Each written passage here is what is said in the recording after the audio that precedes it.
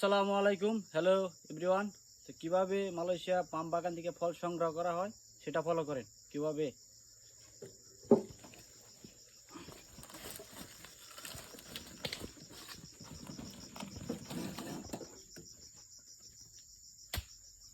এই যে ফল সংগ্রহ করতেছি, এক ভাই কাইটা ছুঁয়ে গেছে, তো আমি ফল সংগ্রহ করতেছি। কীভাবে সংগ্রহ করি সেটা ফলো করেন। এটা হলো মালয়েশিয়া পামেল বাগান।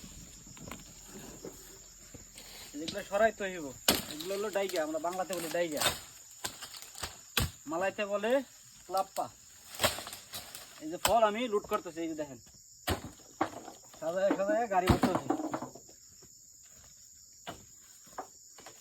আর নিয়ে যাইতেছি। এই যে দেখেন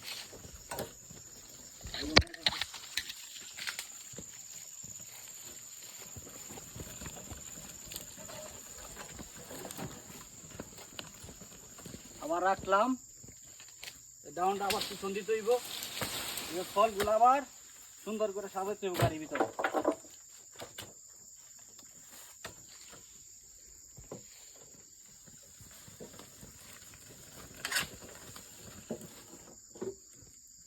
এই যে আরেকটা মাঝে মাঝে আবার লোডিং থেকে সরে যায়, এটা হলো লোডিং। পুরা ফল লুট করা হয়েছে, এখন আমি রাস্তায় যাব। এই যে নিয়ে যেতেছি রাস্তায়, এই দেখুন এখানে রাখবো, এটা হলো রাস্তা।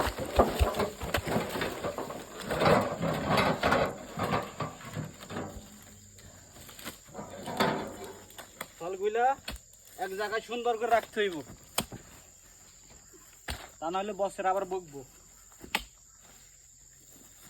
তো আজকের ভিডিওটা এই পর্যন্তই, সবাই ভালো থাকবেন, ধন্যবাদ সবাইকে।